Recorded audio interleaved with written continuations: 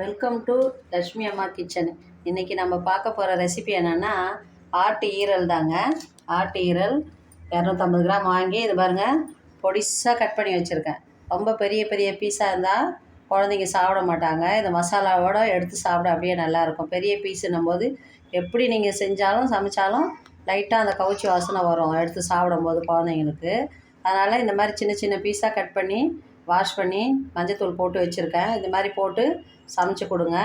ஈரல் ரொம்ப முக்கியமான ஒரு டிஷ்ஷுங்க.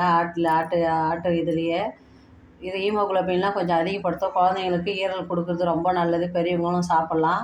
டாக்டர் முதல்ல குழந்தைங்களுக்கு ஈரல் தான் கொடுக்க சொல்லுவாங்க. ஆட்டு கறியை விட ஈரல் கொடுத்து பழகுங்கன்னுவாங்க. அது மாதிரி உங்கள் வீட்டில் பசங்க இருந்தால் இந்த ஈரல் சமைச்சு கொடுங்க. இதுக்கு தேவையான பொருள் என்னென்னு பார்த்துடலாங்க. 1/4 கிலோ 250 கிராம் ஆட்டு ஈரல் எடுத்து வச்சுருக்கேங்க. இந்த 2 பத்தை தேங்காய் இதுக்கு துருவி எடுத்து வச்சுருக்கேன். இந்த அளவு ஒரு 3 தக்காளி மீடியம் சைஸு பொடிசாக கட் பண்ணி வச்சுருக்கேன். ஒரு 5 காஞ்ச மிளகா, பூண்டு பார்த்திங்கன்னா தோலோடு இடித்து எடுத்து வச்சுருக்கேன். குழம்பு மிளகாத்தூள், தனியாத்தூள் 1 ஸ்பூன், தனியா 1 ஸ்பூன், மிளகு 1 ஸ்பூன், சோம்பு 1 ஸ்பூன், கறி மசாலா வாசனைக்காக கொஞ்சங்க, ஒரு 3 வெங்காயம் பொடிசாக கட் பண்ணி எடுத்து வச்சுருக்கேன், கருவேப்பிலை, கொத்தமல்லி, இஞ்சி பூண்டு பேஸ்ட்டு. இதுதாங்க இதுக்கு தேவையான பொருட்கள். எப்படி சமைக்கலான்னு பார்க்கலாம் வாங்க. ஸ்டெப் பை ஸ்டெப்பாக ஒன்று ஒன்றா சொல்கிறேங்க. ஒரு கடாயை வச்சுருக்கேங்க. கொஞ்சமாக இப்போ இந்த மசாலாலாம் வறுக்க கடலெண்ணெய் 1 ஸ்பூன் விட்டுக்கிறேங்க. காஞ்ச மிளகா 5 மிளகா இதில் போட்டுருங்க. தனியாக கொஞ்சம் தாங்க, கொஞ்சமாக தனியாக இதை இடித்து வச்சுருக்க. தோலோடு இடித்து வச்சு அரைச்சி போடுற இந்த மசாலா பூண்டு ஃப்ளேவர் ரொம்ப நல்லா இருக்குங்க. அதுக்காக தான் ஒரு 4 பல்லு பூண்டு இதில் போட்டுருங்க.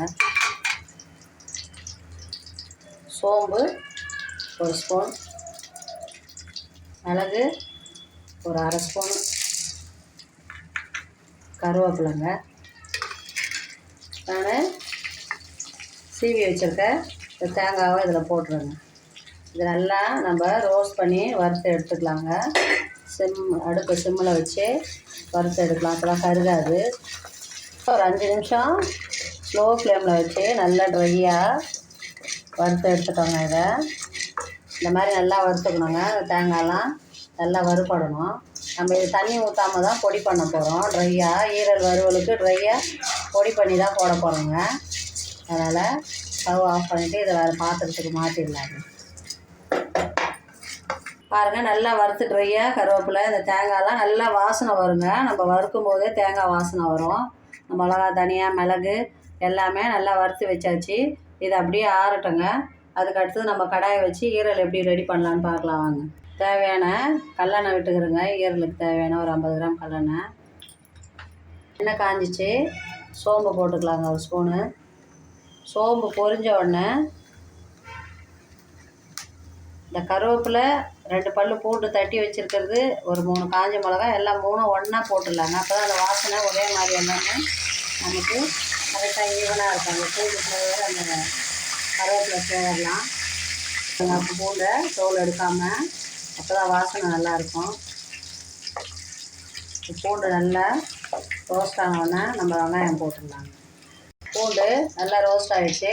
நல்லா 2 பெரிய வெங்காயங்க ஒரு 200 கிராம் இருக்கும் வெட்டி வச்சுருக்கேன். பொடிசாக நல்லா வதங்கட்டுங்க. வெங்காயம் வதங்கிடுச்சிங்க. இந்த அளவு வதனா போதும். ரொம்ப செவக்காக இருக்கணும்னு அவசியம் இல்லைங்க. இதுக்கு ஓரளவுக்கு 90 பாதி வெந்திருந்தால் போதும் வெங்காயம். இந்த ஸ்டேஜில் 1 ஸ்பூன் இஞ்சி பூண்டு பேஸ்ட்டு இது போட்டுக்கிறேன். ரொம்ப போட வேணாம். இஞ்சி பூண்டு வாசனை தான் அதிகமாக இருக்கும். நம்ம அந்த மசாலாவும் அந்த கறி மசாலாவும் வாசம் கொடுக்குங்க. நல்லா வதங்கினோடனே நம்ம தக்காளி போட்டுக்கலாங்க. பாருங்கள், வெங்காயம் இஞ்சி பூண்டு பேஸ்ட் வதங்கிச்சு. இப்போ இந்த ஸ்டேஜில் 3 பொடிசாக கட் பண்ணி வச்சுருக்க தக்காளி ஆட் பண்ணுறேங்க. சில தக்காளி அரைச்சியே போட்டுப்பாங்க. பொடிசாக கட் பண்ணி ஆட் பண்ணுறோம், மசிஞ்சிடும். இது கூடவே தேவையான உப்பு சேர்த்துடலாங்க. கொத்தமல்லி கொஞ்சம் போட்டுருவேன். மஞ்சத்தூள் தேவையான அளவு உப்பு கொஞ்சம் போடுறாங்க. கொஞ்ச நேரம் தக்காளி வதங்கிட்டாங்க. வதங்கினோன்னு காட்டுறேன். தக்காளி நல்லா மசிஞ்சு வந்துச்சு பாருங்கள், நல்லா வதங்கிச்சு. இந்த ஸ்டேஜில் நான் வீட்டில் அரைச்சி வச்சுருக்க குழம்பு மிளகாத்தூள் தாங்க போடுறேன். விருப்பப்பட்டால் தனியாத்தூள் மிளகாத்தூள் தனித்தனியாக போடுறவங்க போட்டுக்கலாம். ஏன்னா இது வீட்டில் நல்லா எல்லா ஐட்டமும் சேர்த்து 1,5 கிலோ 1 கிலோ மிளகா, 1,5 கிலோ தனியா, மிளகு, சீரகம், சுக்கு, பெருங்காயம், கருவேப்பிலை இப்படி போட்டு எல்லாம் அரைச்சி ரெடி பண்ணி வச்சுருக்கிறது தாங்க இது. அதனால் எப்போவுமே இதில் தான் செய்வேன். நான் தனித்தனியாக மசாலாலாம் செய்ய மாட்டேங்க. ரொம்ப ஒரு 1/2 ஸ்பூன் இதில் போட்டுக்கிறேங்க. கறி மசாலா ஸ்பூன் ஒரு ஸ்பூன். இதெல்லாம் நம்ம ஏன்னா ஆல்ரெடி அதில் நம்ம மிளகு, காஞ்ச மிளகா, தனியாலாம் வறுத்து வச்சுருக்கோம். அதுவே காரமாக தான் இருக்கும். அதனால் இந்த ஸ்டேஜில் காரம் கம்மியாக போட்டுக்கோங்க பார்த்து. இது நல்லா நம்ம இந்த மாதிரி வதக்கிட்டு இந்த மசாலா பச்சை வாசனை போகிற அளவுக்கு கொஞ்சமாக நம்ம தண்ணி ஊற்றி குக் பண்ணிக்கலாங்க. மசாலாலாம் போட்டு குக் ஆகிடுச்சிங்க. இந்த பச்சை வாசனை போகிற அளவுக்கு இதை குக் பண்ணுறதுக்கு கொஞ்சமாக தண்ணி ஊற்றிக்கலாங்க. இதில் ஒரு 5 நிமிஷம் இது கொதிக்கிட்டோங்க. அதுக்கப்புறம் நம்ம இதில் இந்த ஆட்டு ஈரலை போட்டுடலாங்க. தண்ணி ஊற்றி ஒரு 5 நிமிஷம் நல்லா குக் ஆகிடுச்சிங்க. இந்த ஸ்டேஜில் குட்டி குட்டியாக இந்த மாதிரி பீஸாக கட் பண்ணி வச்சுக்கோங்க. குழந்தைங்க சாப்பிட ரொம்பவே நல்லாயிருக்குங்க. கறி எடுத்து சாப்பிட்ற மாதிரி இருக்கும். ஈரல் மாதிரி தெரியாது. இந்த மசாலாவோட இந்த குட்டி குட்டி பீஸ் நல்லா மிக்ஸ் ஆகிடுங்க. ஏன்னா நம்ம போட்ட உடனே இது வரைச்சிக்கும். வாஷ் பண்ணி மஞ்சள் தூள்லாம் போட்டு வச்சுருக்கோங்க. ஈரல் குக் ஆகிறது ஒரு 5லேருந்து 7 இல்லை 10 நிமிஷத்துக்குள்ளே நம்ம குக் பண்ணி எடுத்துடணுங்க. இல்லைன்னா ரொம்ப ஆடாகிடும். நாங்கள் பாருங்கள், போட்டோன்னே எப்படி பீஸ்லாம் வரைச்சிக்கிச்சு பாருங்கள், நிற்கிது பாருங்கள். அதனால் நீங்கள் சின்ன சின்ன பீஸாக போட்டு கட் பண்ணி செய்யலாம், பயப்பட வேண்டியதில்லை. சின்ன பீஸாக போட்டால் என்ன ஆகுமோன்னு கரைஞ்சிடுமோன்னா ஈரல்லாம் அப்படியே நிற்குங்க அழகாக. கறி சைஸில் நம்ம சின்னதாக போட்டோம்னா அந்த ஈரலோட அந்த வாசனை, கவுச்சி வாசனைலாம் எதுவுமே தெரியாது. மசாலாவில் கூட மிக்ஸ் ஆகிடும். ஒரு பீஸாக அழகாக எடுத்து அப்படியே சாப்பிட்டுடலாங்க வாயில் போட்டு சைட் டிஷ்ஷாக வச்சு. இது குக் ஆகட்டுங்க. அப்படியே மூடி வச்சிடலாம் தட்டு போட்டு. அதுக்குள்ளே நம்ம மசாலாவை அரைக்கலாங்க. வறுத்து ஆற வச்சிருந்த அந்த மசாலாவை மிக்ஸி ஜாரில் போட்டு பொடி பண்ணிடலாங்க. ரொம்ப டேஸ்ட்டாகவும் இல்லாத தண்ணி ஊற்ற போகிறதுல கொஞ்சம் குறகுறப்பாக. அதான் ஆட்டு வறுவல், ட்ரையான வறுவல் தான் பண்ண போகிறோம், தொக்கு இல்லைங்க. அதை இதை போட்டு நம்ம மேலே வறுத்து எடுக்க போகிறோம். இந்த மாதிரி பொடி பண்ணிக்கோங்க. பொடியை நம்ம மேலே தூவ போகிறோம். ரொம்ப நைஸாக ஆகாது. அது தேங்காய் இருக்கிறதுனால, மிளகாலான்றதுனால கொஞ்சம் குறகுறப்பாக பொடி இது மாதிரி பண்ணி எடுத்து வச்சுக்கலாங்க.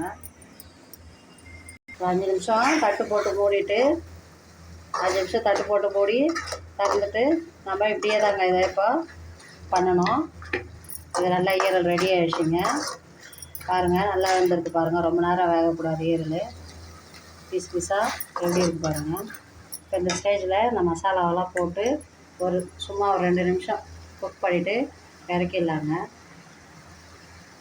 மசாலா போட்டு ஒரு 2 நிமிஷம் குக் பண்ணால் போதுங்க.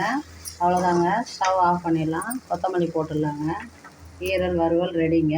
சூப்பராக இருக்குங்க. இது நீங்களும் ட்ரை பண்ணி பாருங்கள். வாங்க எப்படி சர்வ் பண்ணுறது தட்டில் வச்சு காட்டுறேங்க.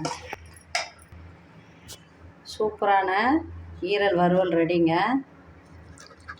சூப்பராக இருக்குங்க. இது நீங்களும் ட்ரை பண்ணி பாருங்கள். இந்த வீடியோ பிடிச்சிருந்தா லைக் பண்ணுங்கள், ஷேர் பண்ணுங்கள், கமெண்ட் பண்ணுங்கள். லக்ஷ்மி அம்மா கிச்சனுக்கு மறக்காமல் சப்ஸ்கிரைப் பண்ணுங்கள். தேங்க்யூங்க.